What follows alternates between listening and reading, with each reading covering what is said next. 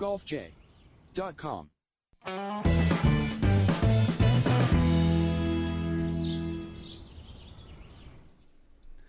Good evening, everyone. Welcome to another episode of the Golf J podcast on FingerLakes1.tv. I'm Jim Sinacropi alongside Rhett Taccone and Doug Brown here inside the FingerLakes1.com studios in Seneca Falls, New York on Monday, June 27th, 2016, where tonight we'll be talking about the Quicken Loans National, maybe the story of the year on the PGA Tour, Billy Hurley III. Oh, and I don't know if you caught it today, but the PGA Tour released their 2016-17 schedule. We'll tell you all about the changes of venues and sponsorships and dates. We'll also show you what was inside our first short par 4 shipment that Rhett and I subscribed to the short par 4 box, and we got our shipments for June. Good stuff. Very good stuff. And we'll check in at Turning Stone right here in upstate New York, where the National Club Professionals Championship is underway. And we'll give you our picks for this week's WGC-Bridgestone. Golf J trivia question, whole lot more on tap. And last week, you guys were a little under the weather. This week, I'm really in the throes of it. So I apologize to our viewers if, I'm sniffling and struggling. What month is it again? December? Yeah. All three of us. You'll be okay, Jim. Nothing worse than a summer cold, right? 2 weeks from now, you'll be better. So, yeah, let's get right to this short par 4 box real quick here to start the show. Rhett, why don't you tell them about it? Well, short par 4 is basically a subscription service for those of us who like a lot of golf gear but don't necessarily like shopping for it or going and searching for it. And they've had little success recently with the products and what they do. So you basically go on their website and you kind of fill out your style. They have an athletic style, a more vibrant style like Ricky Fowler would wear, and then they have the more traditional Freddie Couples type style, or Adam Scott, a little more understated. But all you can pick from any of those three, or you can say a combination, and they'll take that information. They take your sizes, and then they'll put together a box for you. And so what did you choose? So I chose the middle, the athletic, but not the crazy. I chose everything. Like I didn't. You pick went all one. three? Yeah. Yeah, I went athletic, and then I think I did the other one too, the traditional. So. $45. $45, and in your first one, actually, it's $35. There's a coupon code for your first one, so you get your first box at $35.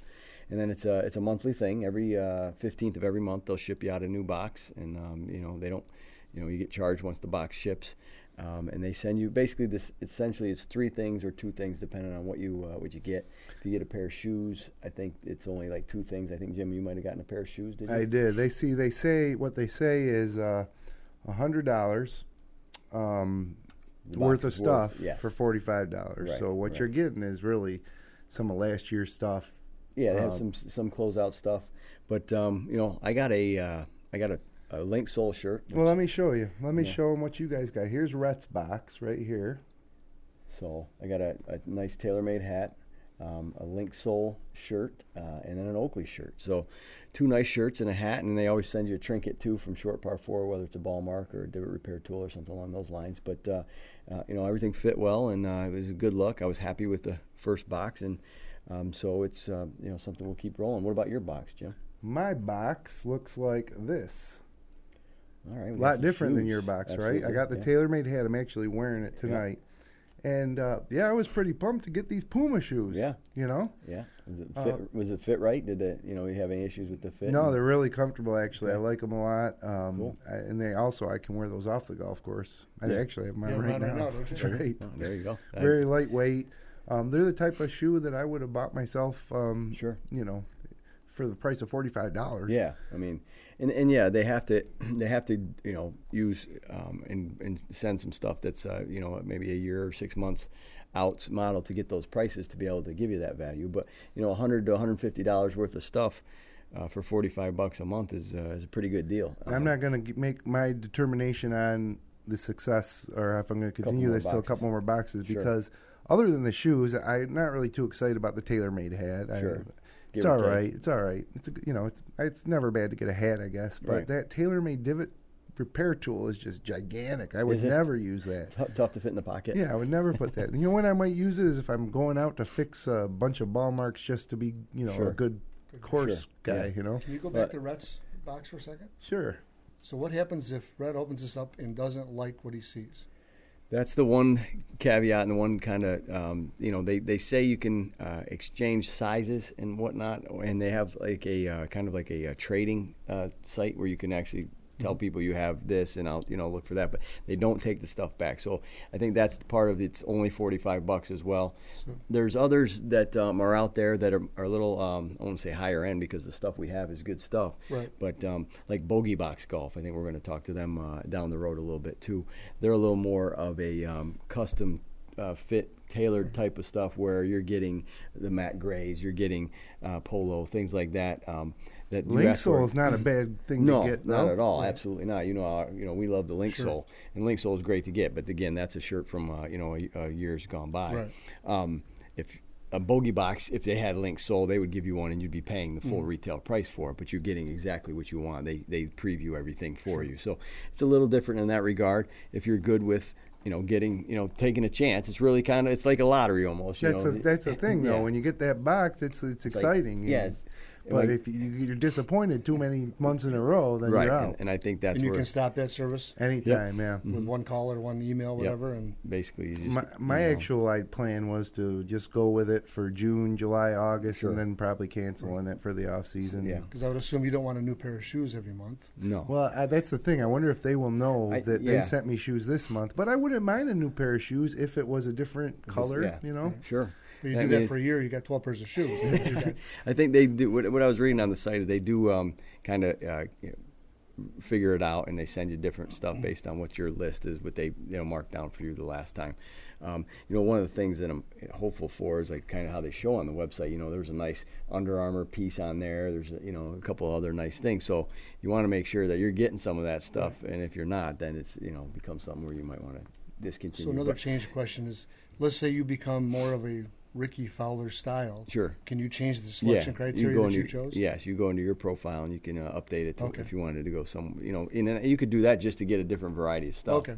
But the Oakley shirt I got though, I would have considered more in the Ricky Fowler style or Bubba Watson. They're a little louder and a little more with the patterns on it and stuff. So it's different than what I traditionally wear. But I was really happy with the link sole shirt, and so that's always a bonus. Short, nice deal. Yeah, that's the thing. It's a good deal either way, and so we'll just see if I'm as happy with July's box, which ships on the 15th of the month. So and we'll keep you posted here on what we get next month too. Yep. Shortpar4.com. So. And there's other services out, and there's also non-golf related. Sure. There's some out there where you pay $150 a month, and they send you a full business casual outfit. Yeah, I remember a trunk club, and that's similar to Bogey Box. It's more higher end stuff, and you could send all of that back though. They'll take everything back if you don't like anything or if it doesn't fit, and that's what I think Bogey Box does. You try it all on. If it doesn't fit or you don't like it, you send it back, no charge. So they're all different. Yeah, a lot of them out there. Well, let's get to the world of the PGA Tour and Billy Hurley III. Now, you might remember Billy Hurley III as the guy who last season, during a tournament he was in contention for, his father disappeared. He just left home, and nobody could find him for a day or two. And then they finally located him. And then shortly thereafter, his father committed suicide. Yeah, it was a tough story. And then Billy Hurley III also served 5 years in the U.S. Navy before resuming his golf career. Right. Yeah, he's like 27, right? Yeah. And the Quicken Loans National that's the military. It's right in Washington, D.C. They're always honoring the military there. So what a better huge. Story. You couldn't have written it any better. And he lives in Annapolis, Maryland, served in the U.S. Navy, finished at 17 under par, 3 shots ahead of 53-year-old Vijay Singh, Spain's John Rahm, who was making his pro debut, tied for third with Bill Haas, and then Ernie Els finished fourth. So, I mean, this was like old school, new school. Yeah, 1994 leaderboard. Right. As a matter of fact, Els won one of his 2 U.S. Open championships at Congressional in 1997. Yep. So. And Billy Hurley actually has a Navy head cover on his 3-wood that was his father's. Right. So I think the situation with his dad was just troubled. I don't think, it's a sad situation all around, but you should have seen the emotion from Billy Hurley's family and friends as he closed that out with the win on 18. And he started the week at 607 in the world rankings and moves up now to 198. Or no, he started at 198 in the FedEx Cup standing. So 607 in the world, that's Tiger Woods territory. And then 198 in the FedEx. But his win came in his 105th PGA Tour start. His best finish previously was 4th place at the 2012 Quicken Loans, so he obviously likes the course, and then the 2014 Greenbrier. With the win, Masters. Let me run through everything that he gets in. He's in the WGC-Bridgestone this week. He's in the PGA Championship. He's in the FedEx Cup playoffs. He goes to Kapalua for the Tournament of Champions. He's in the Masters and exempt through the 2017-18 season. Right. So, if you're looking for a guy to root for, this was definitely a feel-good story, and it was a lot of fun to watch, especially you were always wondering if he played very well, but wonder if he was going to hold on, and then on 15 he had a difficult up and down to save a par, chips it in, great scene. Right. And from that point on, he pretty much cruised home to the 3-stroke victory. So, story of the year, you guys think of a better story so far this year? Yeah, it's way up there, and I mean the emphasis that Tiger puts on the military for this tournament as well, with his father and the history behind it. Couldn't have a better winner. Yeah, I think the combination of the military plus this guy's father's, the problems he had with his father just a year ago. Right. It's hard to beat the story. I'm glad he persevered through that back nine to the final 9 and got the win. His life has dramatically changed. Yeah, no more worries as far as at least earnings and exemptions and trying to retain his card and all that. So you don't have the big story of Jordan Spieth heading into the Open with 2 majors or things. Dustin's a pretty big story, but there's Danny Willett was a first-time guy, so there's not that dominant story right now with any of the bigger name guys that would make it bigger than this. Maybe Adam Scott winning twice in a row was a big story. Jason Day winning at the Players, but those are expected almost kind of sometimes. Yeah, this is a little more of an under-the-radar story that only if you really follow golf closely would you understand how special a win this was, and to see all of the camaraderie from his fellow players on social media. I feel really good for Billy Hurley III and his family. And even he had a son, looked like to be about 10 years old, was crying his eyes out along with the rest of the family. So but he never really got broken up about it. But I guess when you're a military guy, you got keep it on the straight and narrow. He was on the rise a little bit a couple years ago because you said he finished 4th in this tournament about 2012, I think you said. Yep. But he was a little bit, you saw his name on the leaderboard a little bit. And then in the last 12 months, really haven't seen much of him, but I'm sure it's because of the family situation and all that. So, because there was a point in time I thought he would have won a couple years ago. And I was surprised when I saw, when preparing the script, that he was 607 in the world. I would have guessed maybe, high 100s. But so he had no place in the tour, probably didn't have a spot, right? So he must have either Monday qualified or got a sponsor's exemption. Right. Now, where's this move? It moves him up a little bit in the Ryder Cup standings too, doesn't it? Not? Oh, it has to. I don't know if it puts him anywhere close yet, but this is probably the only points he's got this year. Ryder Cup points is this weekend, so I think it's be tough to think he's even in the top 20. But he definitely moved up though in the FedEx Cup, right? No doubt. Oh yeah, he jumps up. Do I have it in here? He started at 198, so. He had to jump up quite a bit, probably into the top 100. A win will do that for you. I think I heard he moved up 400 spots in the world rankings with his win. That works. Well, you should. If you win a PGA Tour event, then you're definitely one of the top 200 players in the world at that moment. Yes. I don't care what event it is or how much you like the course. Right. But pretty cool to see Vijay Singh and Ernie Els out there contending. It was pretty weird type of event. And Congressional is... major quality course, so it's definitely not a fluke win. No.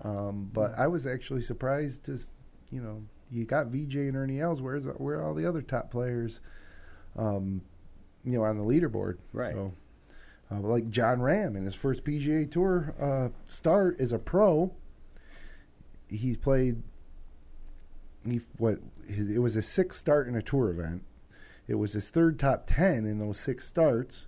He twice finished in the top 10 of a tour event while still an amateur, tied for 5th at the 2015 Phoenix Open, tied for 10th at the 2015 OHL Classic at Mayakoba, and he also finished tied for 23rd at Oakmont at the U.S. Open during low amateur honors. So if you don't think that this Ram guy is here to stay, I mean, that's impressive. And then in his pro debut, he gets a top 5 finish, and he was rimming out putt after putt. He came out of the gates with 64. Right. Yeah. I mean, first round as a pro. He could have easily won this event. After getting low am, after being low am at the U.S. Open a week before. Yeah. So. Yeah, props to him. He's a competitor. Yep. Big, strong guy. Yeah. Pretty Bryson. short swing, but hits it a long ways. Yeah. Bryson's got some competition for that. Well, we were talking about that before the show started. DeChambeau's kind of fallen off the radar a little bit the past few events. So, absolutely. And Billy Hurley III had a TaylorMade driver, 9.5 degrees, an M1 driver, 3-wood TaylorMade M2 at 15 degrees.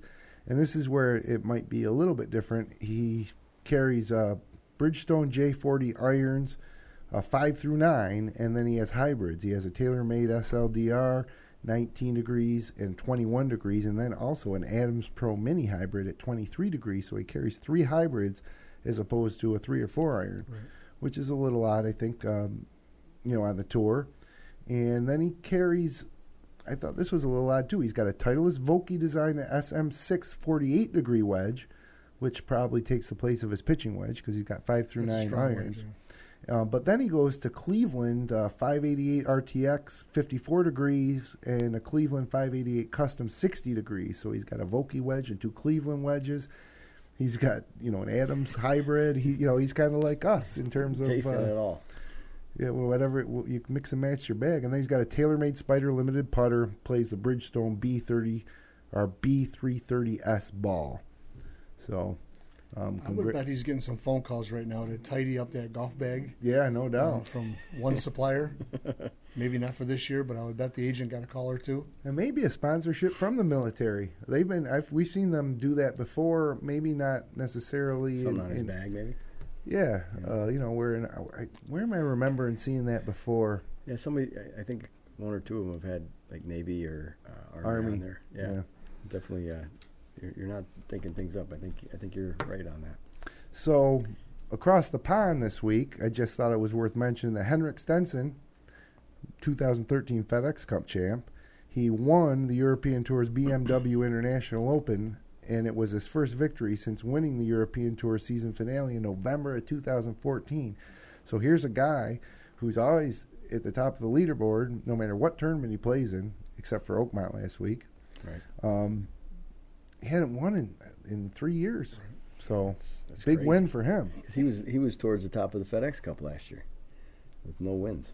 Yeah, with no wins, crazy. and then won the FedEx in 2013. Right. So, whether that will propel him into winning one of the final season's 2 majors, we'll have to wait and see.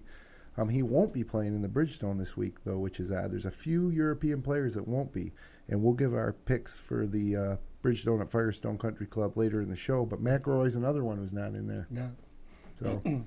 So Stenson had an interesting comeback then, because in the Open, he was 1 under par after the first 18, and then shot sky high on the second 17 because he didn't come back to finish the last hole. Yeah, Saturday morning he took off. He was done. Yeah. So he got a DNF, did not finish, and then he flies across the pond and wins.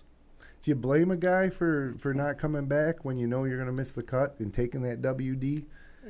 It's tough because you got to get up and play 1 hole at 7 o'clock in the instead morning. of flying probably. back to play in the BMW on the other side of the Atlantic Ocean. So overall, I don't. I just think it looks awful, but That's the he thing. wasn't on. Yeah, he was nowhere near the cut line. I wonder if he would have been more apt to stay if it was a PGA Tour event as opposed to a USGA event like the Open. Right. Who knows? Maybe we can get him on the show. So, of course, the Quicken Loans Tiger's big tournament. A lot of people speculated that Tiger would be returning by now, But he sat in on CBS's coverage team for a little while on Sunday, and he was non-committal again. He wouldn't say that he would definitely be back in 2016, which, I mean, how much rehab time do you need? What's going on here, guys? My concern here now is as far as the comeback goes, we're getting to the final couple of majors are coming up. It's going to go fast, right? We got the British Open, the PGA, the Olympics, and then the FedEx Cup, Ryder Cup, FedEx Cup. If he's not back for those, he won't play in that fall series, which is a mistake. He needs to play golf. Right. So I think let's say if he was ready by the end of September, he's not going to come back until January. And I think it's a mistake. He needs to play in that Fries.com, endear himself to the fans. Yeah. Because he's lost connection with everybody. Don't consider those tournaments small or also range or whatever.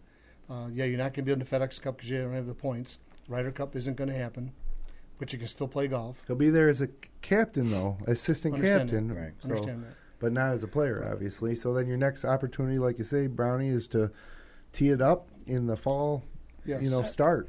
And I think, I think he was scheduled to play a little bit last year until he went into September again with the surgery. Right, because he had those back-to-back surgeries. Yeah, so I think if he's ready to go, because he talked about it today or talked about it yesterday about being in golf shape and, he's just now starting to put 2 rounds back to back that he can actually, be pain free. I can't believe that though. I can't believe it. He talked about in that interview about he's quicker, he's stronger, he feels good, but he's not in golf shape yet.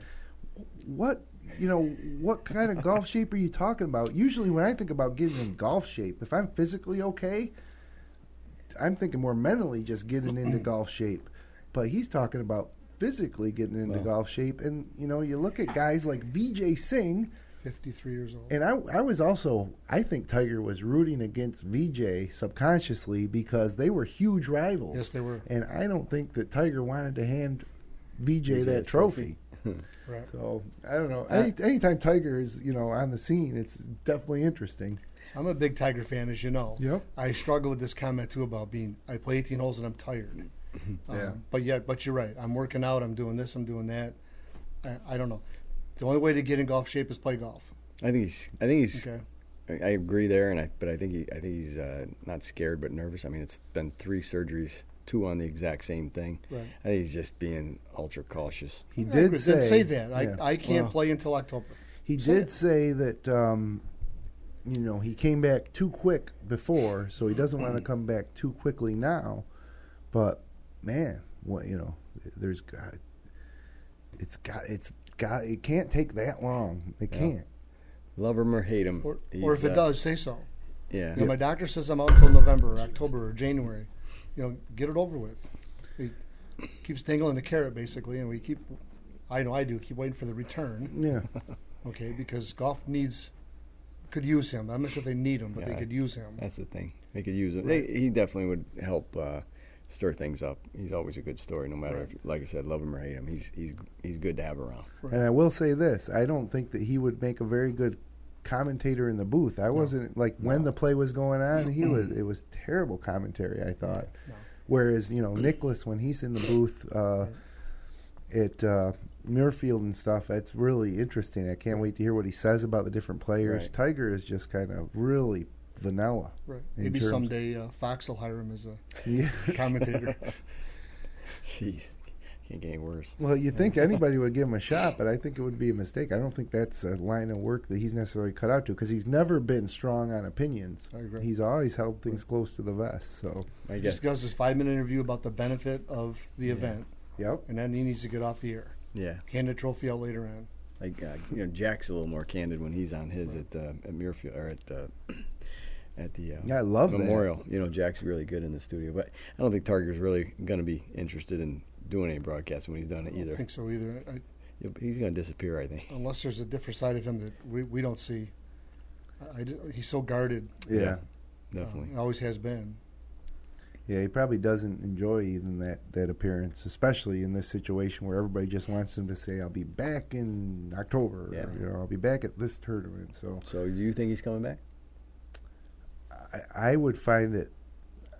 I agree that he will not be back in this season, this PGA Tour season, but I would really be surprised if he does not try to make some type of appearance in the fall finish. But that's risky because those are lesser fields, and if he misses the cut in one or two of those in a row, Tiger, he might disappear with his flared-up glute or something. He might be gone for another year. I think he's going to come back at his tournament. It's not the Chevron anymore, but that one in the fall. Yeah, there's 16 guys. There's no unofficial cut. Event. Yeah, there's no cut. It's all his buddies. I think that's where he comes back, and then he goes and gets into it after that. I really like to see him play in some of those smaller events, even during the season, the John Deere Classic or the St. Jude's. Right. Whatever, all of those events where he needs to get off his high horse and stop being the guy that he thinks he is. Some people have said that go to the web.com tour and play a couple of events there because any tournament would take him. Sure they would. Oh, absolutely. But, again, the quality of play on the web.com tour is not that big a drop down from the PGA Tour. As Ali Schneider-Jans won this week on the web.com tour, so he'd be setting himself up for even more scrutiny when he goes to the web.com and doesn't make the cut, or does anything less than win. Right. So, I think we'll see him in the fall, and I think he'll come back with low expectations. I think he'll even warn people, like, look, I'm just trying to get back into golf shape here. That's okay. Yeah, get out and play a couple tournaments. I'm going to say, look, I'm probably not going to win this week. I just got to get back out there. I mean, how many athletes do you see come off the disabled list? Some pitcher comes off the disabled list, and he struggles when he comes off of he becomes active again. He struggles. Yeah, well, they'll start him out in the minor leagues, and he might struggle there a little bit. Right. But, golf's a little different. Like you said, if you go to the minor leagues to rehab in golf, you're playing against some really good competition. So, well, there's some good tournaments coming up, that's for sure. Hey, just in time for the show today, the PGA Tour announced their schedule for next season, and let me just run through some of the changes here. 47 FedEx Cup tournaments, several of which return to their traditional pre-Olympic dates as the whole schedule got shuffled around this year because of the Olympics. Let's start with the majors. The U.S. Open will be held at Erin Hills in Hartford, Wisconsin. First time the U.S. Open has been to Wisconsin, June 15th through 18th. The Open Championship scheduled for July 20th and 23rd at Royal Birkdale in England, and then the PGA Championship returns to its August date. This year it'll be the end of July, August 10th through 13th at Quail Hollow. So we all knew that. Right. The Travelers, the John Deere, the Bridgestone, the Barracuda, they all return to their original non-Olympic year slots. FedEx Cup changes. The first event of the FedEx tournament has a new sponsor. It's going to be called the Northern Trust on August 24th and 27th, 2018. Or 17, excuse me. Also a new course. They'll be playing at Glen Oaks Club in Old Westbury, New York. And then the BMW Championship, which is the second to last tournament, the one before the Tour Championship at East Lake, is September 14th through 17th at Conway Farms Golf Club near Chicago. It's returning. That's where it was last. They're rotating that one a little bit. It's been at Cog Hill before, but this will be the second straight year. It's at Conway Farms. The season opener next year, new sponsor it's going to be called the Safeway Open, not the Fries.com anymore. So they're calling it the Safeway Open. It's going to be October 13th through 16th. So here you have the season will end on the last weekend in September. Then they'll play the President's Cup, which will be held at Liberty National Golf Club in Jersey City. And then they come back 1 or maybe 2 weeks later for the new season. So that'll still be at Silverado Resort and Spa in Napa, California. Some other changes here, and I'll save the big one for last so we can discuss it. Wells Fargo Championship relocating just for next year to Eagle Point Golf Club in Wilmington, North Carolina, because normally that tournament's held at Quail Hollow. They're hosting the PGA Championship, so just a one-year change there. The Players Championship returns for another Mother's Day Sunday finish on May 14th.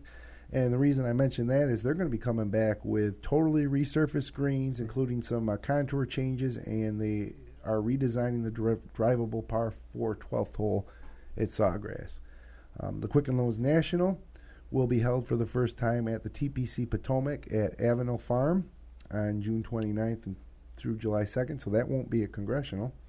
And then So Long Doral. This is the controversial change. That's a shame. The relocation and renaming of the World Golf Championships Mexico Championship, March 2nd through 5th, which I like having a big WGC event, when it's still kind of unable for us to golf. Yeah. Those are the ones I can, that time of year you sit down and you watch them all because you can't go outside up here. So they moved from South Florida to Mexico City, a new 7-year sponsorship agreement with Grupo Salinas, and the host facility has yet to be named. That one bothers me a little bit, not because of the connections with Trump and the PGA or anything like that, but being down in South Florida for so long, I looked forward to that tournament and going to that thing every year, and that was with Tiger and Phil battling it out, and just great tournaments. Freddie, I remember Freddie down there. He played a lot in it, and the community down there really got behind it, and it was just, it was there forever. So it's really a shame that's, these differences of opinion, so to speak, have gotten in the way of a great tournament and a great venue more than anything. That is a beast of a course. And it's been a PGA staple forever. So, it's just like that. It's gone. Just to throw it out there. The tradition is lost. Yeah, totally. And it's a shame. That one is a shame. I really didn't like it too much when it went to a WGC. I liked that WGC in that time frame, but another course. I loved it when it was the Ford and when it was just Doral Ryder Open. I mean, it was big enough. It had a big enough field as it is by itself. And the field was good. It's so good for so many years. So I'm really disappointed that I was bummed out when I heard the news that was moving out of there. It was always the first Florida event. Yeah, exactly. So they actually worked their Florida way up swing, the state. They went there, then the Honda, and then they eventually got to the Players because the Players used to be in March. So it was a great month of golf in Florida, and it was the boss of that swing. So if you look at the winners of that event, I mean, it's all the big names. You got Raymond Floyd, Jack Nicklaus, Tiger Woods. They've all won that event. So. And a course that we know, going there, they're going to be playing in Mexico. It's tough to relate. I remember I was on the 18th hole when Craig Perry holed out to win that. It was just a slam dunk, game over. That was an unbelievable shot, and that place went nuts. And it was just the atmosphere was great there, and you can walk around, and it was an easy course to get around, to be able to get to dip multiple holes and see a lot of the golf. And it was the first professional tournament I ever went to, and I just couldn't believe how far those guys hit it. And that was when they were hitting it with Persimmon still. And DL3 was just killing the ball, and Freddie was hitting that boom boom links parallax driver.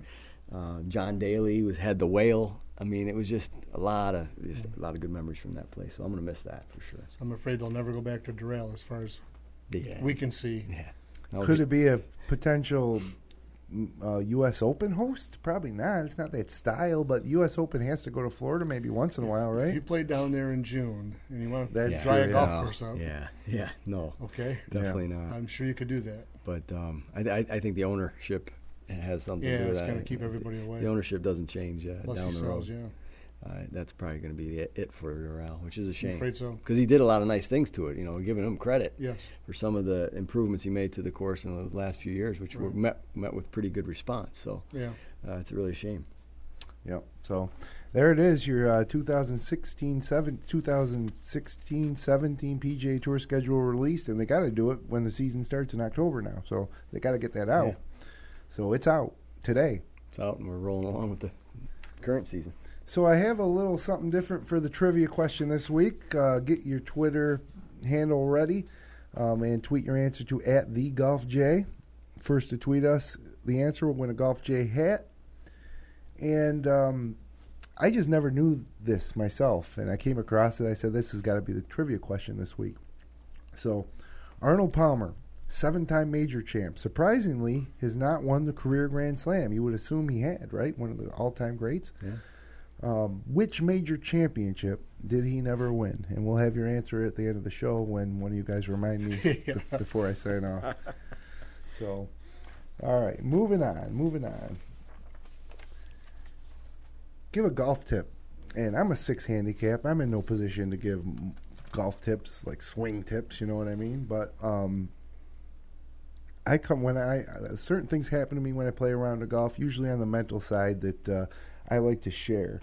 So it's less of a tip and more of just a discussion or something that maybe I can share with our listeners that they might be able to use. And this happened to me a couple weeks ago. I was on the 11th hole at Seneca Falls Country Club, dogleg right, and I had come up short and faced a big pine tree I was in the right rough short of the turn, and I had a big pine tree blocking the pin. There was a right pin, and so I needed to play about a 5 or 6 yard cut shot, okay? And normally, let's say I'm sitting, a lot of times I like to hit cut shots with my irons from the middle of the fairway with no obstructions. But usually, when I do that, I tend to not go with that play because my two misses are either a push right or a pull. And sometimes I'll even turn the toe over and I'm trying to play a cut and I'll actually hook it left.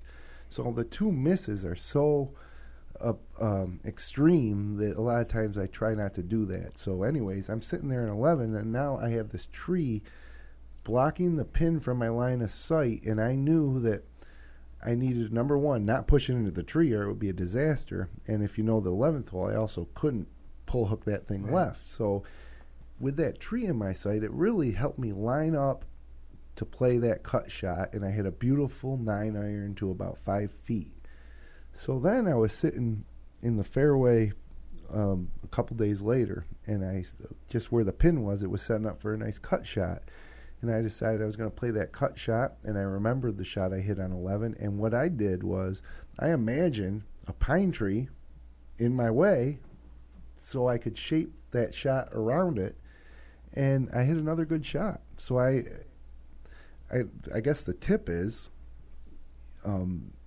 imagine a pine tree when you're in the middle of the fairway. But just to recreate that nice swing that I had on the 11th hole, I really envisioned, just a tree forcing me to cut it as close as I could to that tree, but not push it, and then just naturally that soft cut shot. So I don't know, you guys ever play tricks out there with yourself like that? Absolutely. So you're just visualizing the shot. Yeah, it helps in a sense, right? But you had a better visualization because of the tree that you learned from previously. And I think it made me, again, it just made me concentrate on balance, swing plane, and the how open the club face was, because normally when you're in the middle of the fairway, you're a little looser, but on that one shot that I had on 11 with a pine tree in my way, there was less margin for error. So if I treat that shot in the fairway with that same restriction, I guess, even though it's not really there, that precision that I needed. So I kind of like that. When I need to play a little 5-6 yard cut, I am going to imagine, and maybe not even a pine tree, but maybe just a wall, But it helped me with alignment, and it helps me hit that little cut shot. I've used it several times since then with success. Right. So another takeaway is you concentrated a lot on that shot. That might be it. Compared to the shot from the middle of the fairway from 100 yards, and you just go through and you hit it, and maybe you go left or right. With that tree in front of you, you worked hard. Because it could have been a disaster. Right. So the takeaway could be, let's concentrate at that level. On every shot. Yeah, that's my problem. Whether there's a tree in front of you or not, or you want to imagine there's a tree in front of you or not. I'm guilty of it. Get the club out of the bag. I got 100 yards. Hit it. Yeah. Next thing you're in a bunker. But how come when you got downhill, side hill, creek in front of you, and a tree branch hanging over, and you can thread that thing right through that opening? Right. How come? Because you're forced, like you said, to bear down on it because you know it's difficult. So you visualize the shot because you can see the ball going through the opening. Right. And you pay more attention to your body position, club face, etc. That's true, too. It was easier if I had to visualize the shot with the pine tree in my way, whereas if I had a 130-yard shot from the middle of the fairway, you tend to skip right past the visualization. Sure. I don't usually ever have to visualize because I am in the trees and having to keep it under the branch that's already there. So, but seriously, on that same thing, if you are, where there's some hazards in your way, then you tend to concentrate more, and you got a small window to hit it through. You do bear down, and usually the end result is better. It's remarkable how many times you hit a good shot when you're in trouble compared to on a level lie on a tee. Right. The ball's not moving; it's level. Yeah. And you hit a better shot from trouble. Yeah. And it's because of the level of concentration. Yep. Grinding. And focus. And maybe even perhaps less expectations for the results. True. Because you're in trouble, so you just want to get out of trouble. So then when you actually hit a quality shot and you end up with a birdie putt or something, it was unexpected. But well, that's really a lot of what separates the pros from each other, not pros from the amateurs, but pros from each other. You know, how mentally tough are some of these guys, and some of them definitely you can tell are. I mean, Jason Day, Jordan Spieth, guys like that are much more mentally prepared and ready. They put so much effort into that part of it. You know, with the not the swing coaches, but the psychologists and all that stuff. They're concentrating at different levels. They get up on a tee and they want to be on the left side of the fairway. Right. They're focusing on a 5-foot circle. Let's exaggerate on the left side. We get up on a tee. We want the ball in the fairway. Right. Okay, and that's 30 or 40 yards wide. That's a whole different perspective. No question. So, but I think we get a little bit closer to that level when we're in trouble. Well, we all want to play better, and we all want to. I guess the ultimate goal would be a scratch golfer, but we're also out there recreationally with our buddies on a nice night, so it is hard to constantly be in that zone. Yeah. And I found that I've played some of my best rounds of golf when I've been in a tournament where you want to be focused the entire time. Sure. And I've also blown up in that situation a lot of times too, but yeah, it's I guess the trick is, and I've read this in Zen Golf, and I've heard it from a lot of different people, is that you need that pre-shot routine. Yeah. So when you are joking around, having a good time, enjoying your time on the golf course on a nice night, but when you start that pre-shot routine, that gets you into that level of focus that you need to hit the shot. Then after you hit it, you can relax a little bit and then wait till the next shot. But I don't know. You guys come up with a tip next week. I'm going to charge you guys for the next 2 weeks. I want you guys bring in the tip. You talk amongst yourself who will be next week, who will be the next week after. But maybe some of our listeners are getting a little too zenned out by my tips. I'm going to go back to my red book. There you go. I'll find one. So, all right, let's kick it back now to the PGA Tour because we got a great tournament this week, the WGC-Bridgestone at Firestone Country Club. Let me tell you a little bit about it. 7,400 yards, par 70, $9.5 million purse. Past winners, 2015, Shane Lowry. Really a breakthrough win for him. And this is really a tournament that produces great champs. 2014, Rory McIlroy. 2013, Tiger. 2012, Keegan Bradley. He's a major champ. 2011, Adam Scott. It'll be on TV Thursday through Friday. 1:30 to 6:30 p.m. on the Golf Channel, then Saturday, Sunday, noon to 1:30 on the Golf Channel, followed by CBS's coverage 2 o'clock to 6 o'clock or beyond. Newly crowned U.S. Open champ Dustin Johnson and world number 1 Jason Day headline a small list of 59 qualifiers, of which Billy Hurley III is one. The field features just 40 of the top 50 players in the official world golf ranking, with number 4, Rory McIlroy, among 10 European Tour pros who opted out to go play the Open de France, which is France's national championship. Also among the missing are Masters winner Danny Willett and number 7 ranked player in the world, Henrik Stenson. So talk about the type of winners that this tournament produces.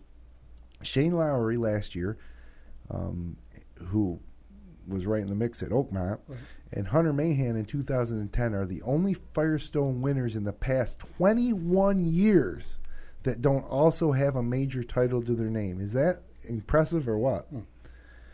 I mean, I didn't realize that, but you're talking about Hunter Mahan, who's a Ryder Cup player, and you're talking about Shane Lowry, who, obviously he won a huge tournament in Europe recently and was in contention at Oakmont. He's a future major winner, I think.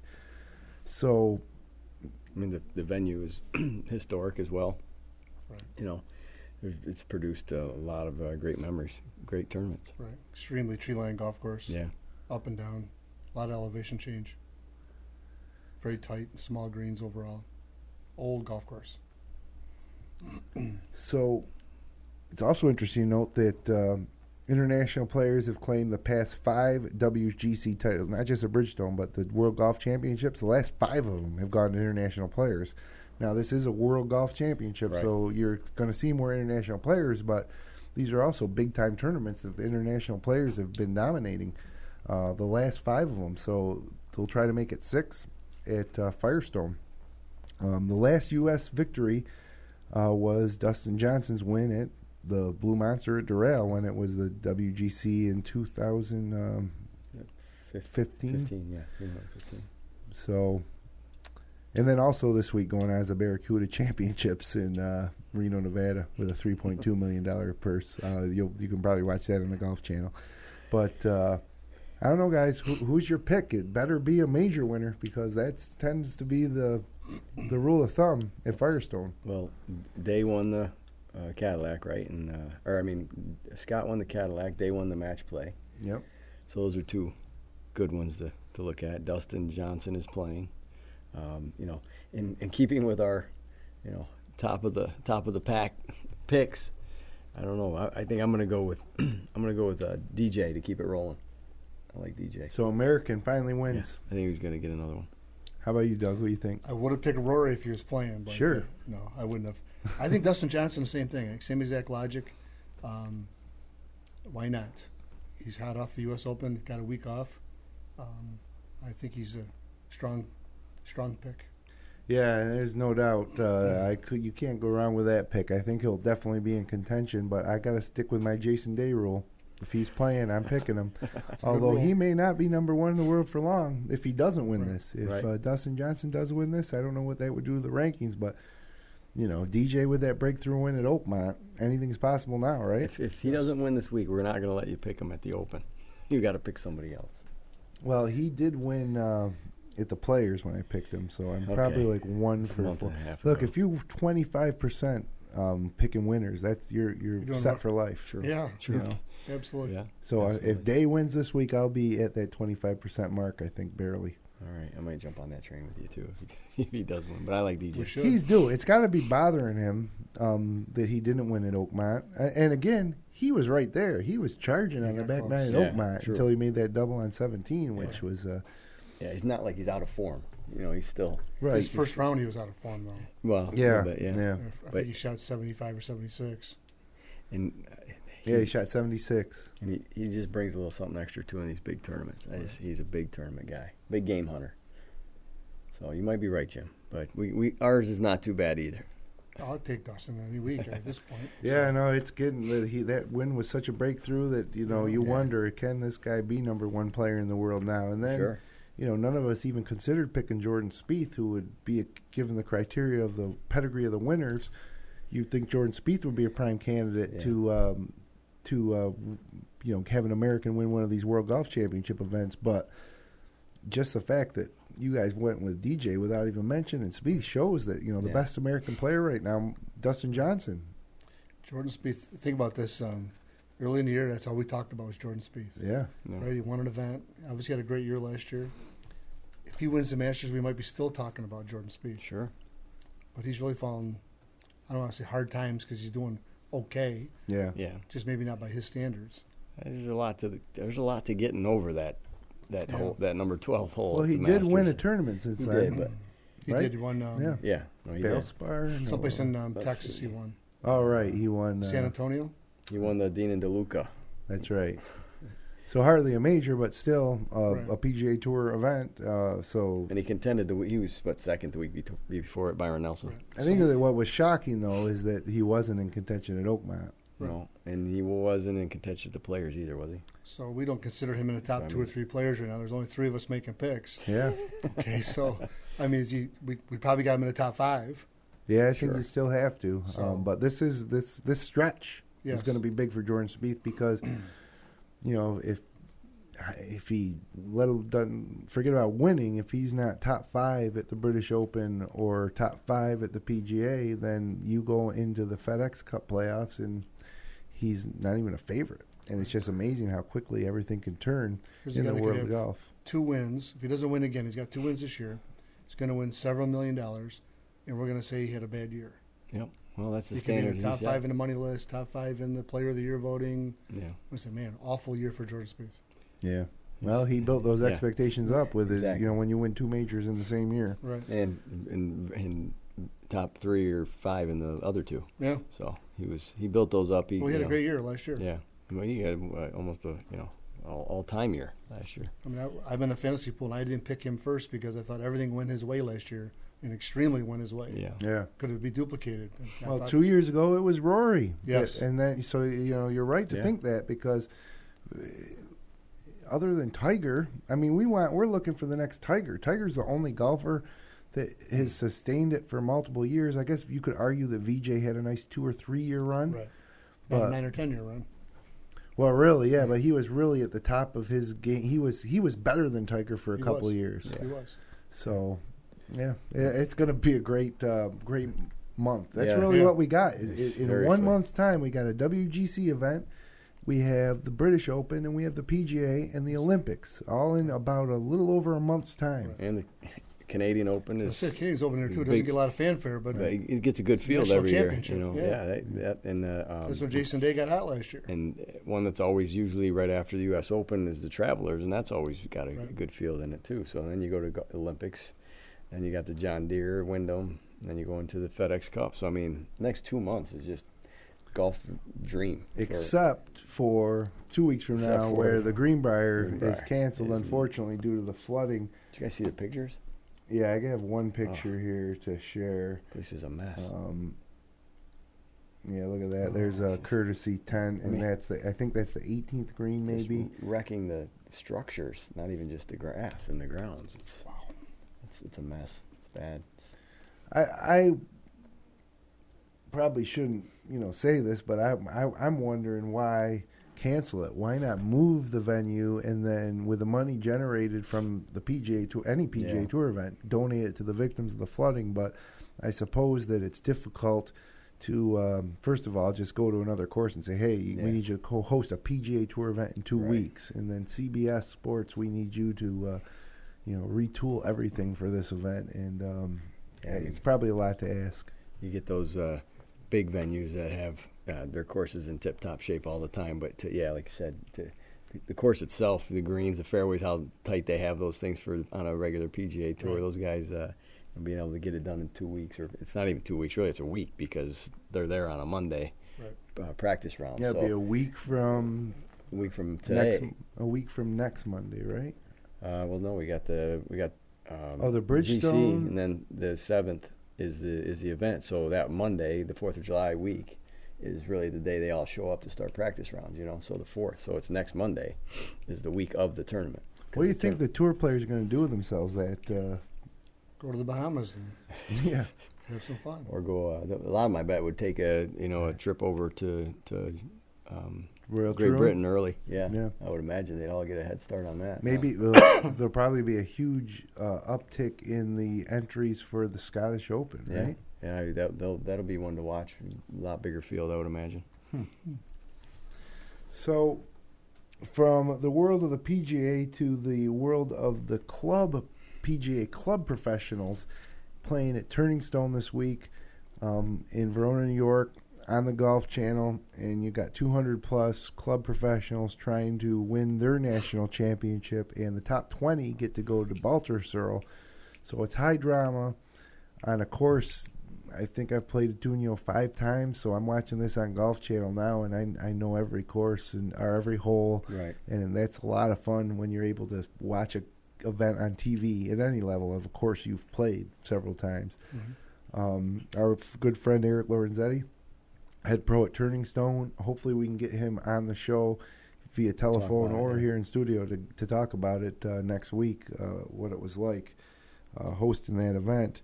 The 49th edition of the PGA Professionals Championship, and they are playing at Kaluuya as well as at Dunio, but Golf Channel's only showing coverage from at Dunio. I'd be interested to see how the scores match up between Kaluuya and Dunio, because Kaluuya is super hard. Dunio is more of a tour style course where it's a little more wide open, and Dunio is not difficult. Well, I don't think it's difficult. Depending on where we tee it up from, you know what I mean. They could be a little farther back. It's going to be if you're playing the black spot. I'd like to ask Eric about the course setup, because I don't think that these guys with a event being on Golf Channel are going to stretch it out like it was a PGA Tour event, because they don't want to embarrass their club pros. Sure. They want their club pros to have a playable, scoreable golf course where they can because these guys are parking carts, or they have staff, but these guys are running tournaments at their home course and parking carts and giving lessons. They're touring and working on their game constantly like Right. the PGA Tour professionals are. Right. So, yeah, hopefully we'll get a chance to talk to Eric. But, Tuesday, tomorrow, will be the final round, and it should be high drama with the top 20 finishers getting to play at the PGA Championship at Baltusrol in a few weeks. That'd be cool. Isn't it 4 rounds, Jim? There's a cut after today. Today's the second round. Oh, so maybe it's Wednesday's the final round? I think it is Wednesday. Okay, I well, need hey, to we'll correct have you, something to watch Wednesday night but then. I think there's another cut after Tuesday's round as well. And there's so many golfers, they probably have to have multiple Right. cuts, right? Right. So, yeah, I might have had some bad information there. But if you get a chance, turn on the Golf Channel. It's a beautiful golf course and fun to see these club pros, playing with a lot on the line. So, I did remember this week the answer to our trivia question. Arnie won the Masters 4 times, the British Open twice. He won the U.S. Open once, which is surprising. He didn't win more than one Open. Never won the PGA Tour champ. So Arnie Palmer, a legendary golfer, not a winner of the career Grand Slam, which neither is Phil Mickelson. Hard to believe you didn't get a PGA, though, all those years. Yeah, well, when he played, it used to be match play, too, for a little while, I'm Right. pretty sure. Way back, yeah. Yeah, that used to be a match play event. Right. So not knowing if that had anything to do with it. He did once during a PGA Championship shoot 4 rounds in the 60s and lose to, I think, Julius Boros, maybe. Mm-hmm. So I just was surprised because if you had just asked me, name me 5 players that won the career Grand Slam, I would have said Tiger, Jack, Arnie, probably to start, But no, Arnie didn't. So we'll check the Twitter feed, see who won the hat. So, hey, just like that, we're almost out of time here. Bridgestone this week off, then the British Open. So, Rhett, we got something coming up this week, too, on Golf J, right? Yeah, we're going to talk to the folks at Bion Footwear. Great new product. Or not new, like brand new, but we talked about them a little bit when we did our review from the PGA show. Great golf shoes. I wore mine yesterday. No socks. They're light as heck. I mean, they're just awesome shoes. You can wear them on the course. You can wear them, in the office. They like Crocs, but I wouldn't want to say they're Crocs because that gives it a negative connotation. No. These things look cool. They come in a lot of wild different colors, They're, but you can hose them down when you're done. Yeah, I mean, we wipe them down, Really? hose them off. I mean, they don't weigh anything. I mean, they're a couple ounces. It's just they're onto something there because you slip them right on, no shoelaces. It's you put them on and go. They're great shoes. They're very comfortable. So who are we talking to from Bion? We'll talk to one of their VPs of marketing. Okay. So it'll be fun. We'll talk about the product. I also love, in those opportunities to talk to these guys about how they market their product or how they break into the golf industry with a unique product. And this is another fruit of your labor of going down to the PGA Merchandise Show in January. That's the first time you were ever exposed to those shoes. Yeah, they're a good group of people. Look forward to talking to them tomorrow. They actually have a partnership with Pixar and Disney. They have a pair of shoes now with the Finding Dory theme. Saw them today on their website. Pretty interesting. We'll have to show those tomorrow on the interview. Okay, so we'll get that posted tomorrow afternoon, and I guess that wraps it up here for another edition of the Golf J podcast. Connect with us online on Twitter at the Golf J, and on Instagram at @the_Golf J. Search for Golf J on Facebook. All of our episodes and the best of the wide world of golf can be found at golfj.com. We'll be back next Monday night at 9 p.m. Will we? It's July 4th. Maybe Tuesday. There's no tournament the following week. That's true. Well, we may take a week off, Even though it's the Bridgestone. We might have to take a midsummer. What about our golf tip that you challenged us with? Well, give me 2 weeks and I'll come up. I think we might have to take a week off. All right, so next week we take a midsummer break. And because we're rolling from there. We've got 6 weeks of unbelievable golf tournaments. Into the FedEx Cup playoffs. So we're going to the Bahamas too? Yeah, why not? Okay. SB 2K16, we can't do that. Why not? Yeah. So we will be back in 2 weeks. Until then, enjoy your 4th of July holiday weekend and hit 'em long, not often.